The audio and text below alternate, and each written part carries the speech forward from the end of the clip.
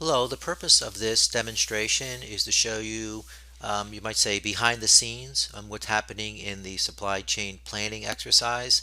And it's just meant to supplement what's already in the notes and just to reinforce the role you play as a planner and then what else happens within this exercise. And I want to be very clear that this is not meant to duplicate what was done in the notes, but just meant to be a quick demonstration on how this works. So if you haven't gone through the documents in the Blackboard site that explains this exercise in detail, please do that now because otherwise I don't think it'll make a lot of sense to you. So please do that now and stop the video or come back to it later. Okay, so assuming that you have read the document online and understand the exercise to some degree, let me just go through it here as a quick demonstration. There are three elements to this planning exercise. There's you as a planner and the role you play. There's demand generated by customers, which is random demand, so it's the customer element. And then there's the system element, which is the element where the calculations are done. So you as a planner simply need to provide 10 numbers to the exercise. The production orders for the initial production run, and then you're going to see what happens when demand happens. But the other thing you'll do is to give the production numbers for the second production run, the replenishment order. So you'll be giving 10 numbers.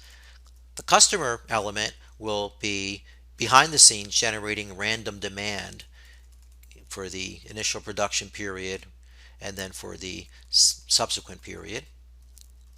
And then the calculations will calculate sales, overstocks, understocks, revenue, materials costs, etc., and then you'll get the results. So in the notes, and I'm just going to use the same numbers here as are in the notes. So in the notes, let's say that you decide to put these numbers in, and as I say in the notes, or as it says in the notes, there are no rhyme and reason to this set of numbers. They're not good or bad. They're not just meant to be a demonstration. So those are the numbers that are put in for the first production order.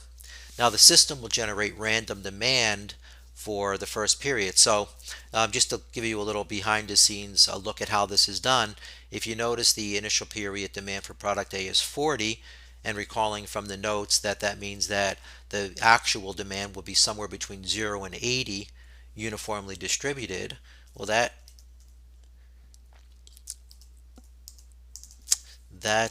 sorry, I spelled that wrong. That is done using a random number generator in Excel called randbetween, and then 0 and 80. So you get a random number between 0 and 80 with equal probability. And so here we get number 6, which is really on the low end, but this can happen. It's equal probable that you're between 0 and 80. All right, so let's say the system did this. Again, behind the scenes, you'll find out what your numbers are. They're not going to be the same one that are in the notes. They're going to be randomly generated, but the ones that are in the notes look like this. And to repeat, you're not going to get these demand numbers. If you knew what the demand was going to be, we wouldn't be doing this exercise. So once this is done, you're going to get a chance to see all of this information, to see where you stand with your inventory, which are the overstocks, to get your revised production forecast, the lower margin of uncertainty, and then your job is to submit the second set of production numbers. So let's say you decide to submit these numbers. And again, as I'm typing them in, just to repeat, these are not good or bad. They're just used as illustration. So those are the numbers that are in the notes. And again, the system or the exercise logic will generate the customer demand at random. And let's say we got these numbers.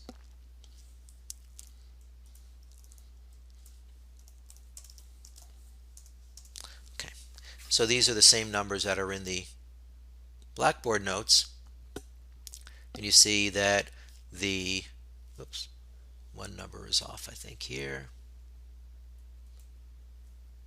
This number is off from the lecture notes. Okay, so you see here the results, you see the revenue, and if you want, you can go and look at how these calculations are done when you get a chance to see the spreadsheet later, but it's pretty obvious what the calculations are. The operating profit and the fact that the operating profit is 69% of the max. And just out of you may be curious in how this max operating profit was developed. Well, you basically can develop that based on an assumption that if you knew the demand in advance and you knew it perfectly, you would be able to duplicate these numbers without having to carry any inventory understocks or overstocks. So you would basically put in these numbers to be the production numbers will equal your demand, but obviously in real life that's impossible. So this is just a theoretical number, but it just shows you how effective your decision making was in the presence of uncertainty. And to repeat, even good planners, perhaps they have on average a higher supply chain effectiveness, they will not be at 100% because of the uncertainty. All right, so thank you very much for listening to this presentation.